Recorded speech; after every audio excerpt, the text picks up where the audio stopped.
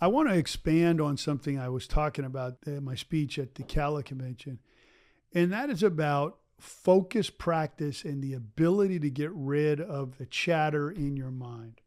And I didn't have a lot of time to focus on it in my speech, but I want to talk about that again because I find that your ability to push out intrusive thoughts and to return and focus on whatever is in front of you is perhaps the most important factor to you being efficient and to executing over and over again. And what I have learned is that the ability to acknowledge thoughts and push them aside is a muscle in your brain that you can develop just like any other muscle in your body. And through practice focusing over time, you can build up your ability to acknowledge and push aside. And this is critically important, right? We all understand what it's like to lay in bed and have your mind be racing and you can't turn off your brain, right? Imagine the ability to say, you know what? I'm acknowledging the worries, the thoughts, the whatever it is you're thinking about. Acknowledge, push them aside, and I'm now going to focus on my breathing, right? Imagine when you're in trial and the judge sustains objections and you can't get something into evidence. Your ability to acknowledge that that's happened and then to push it aside and focus on the next thing. Imagine you can't get something into evidence. The witness goes away. Now you got your next witness. Imagine if all you're thinking about is how the judge was wrong, screwed me, can't get it in. What am I going to do about that? Whatever. And you're not focused on the next witness. So pushing that aside, acknowledging it, but pushing it aside and now focusing on what you're doing is really, really important. That is a learned skill. Well, I'm really anxious. I'm worried. I got financial issues or relationship issues or who knows. I really, am thinking I really want to meet these people to network, but I'm now thinking about all the ways it could go wrong, blah, blah, blah, blah, blah. Your ability to say, I hear you. I'm going to push that aside and now I'm going to focus on what I can control, what's in front of me, how to make the situation better.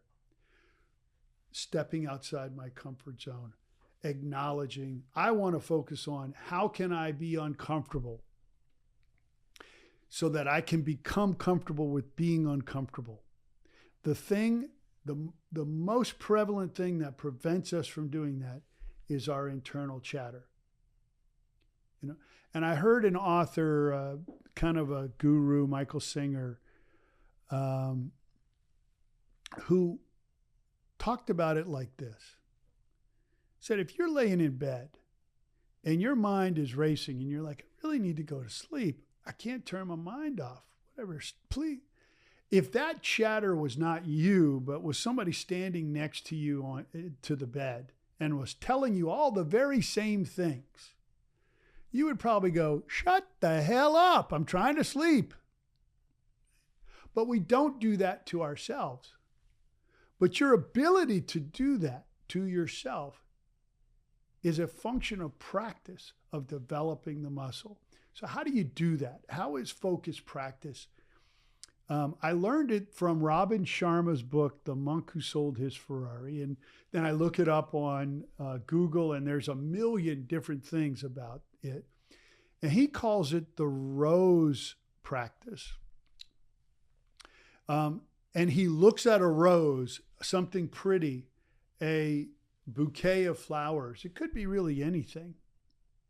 And you set your timer.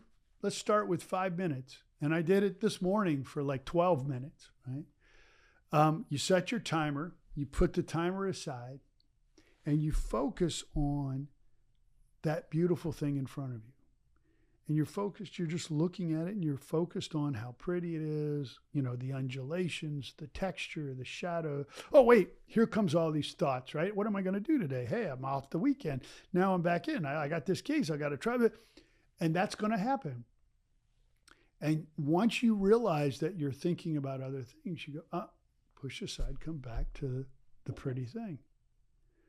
Now, that may happen over 5 minutes 50 times, but you do it again the next day. Try to go 6 minutes, 7 minutes, 8 minutes. I guarantee if you do that for 15 days, 20 days, and you get up to where you wake up and for 20 minutes you do a focus practice, I guarantee that the next time you lay down to bed and you can't turn your mind off, you will go, I know how to deal with this. Thank you. I acknowledge, push aside, focus on my breathing. When you're so stressed, you don't know about this motion, what am I going to do? I'm in trial, etc. You will be much, much more able to acknowledge, push aside, and refocus. And now imagine how much less mental energy that takes. Imagine how much less stressful that is. And we all know that the reason we get overwhelmed with stress is not usually a single event. It's allowing ourselves to build on stress over time. Imagine if instead of it building, you say, get out, back down, out. I'm going to refocus. That is the secret.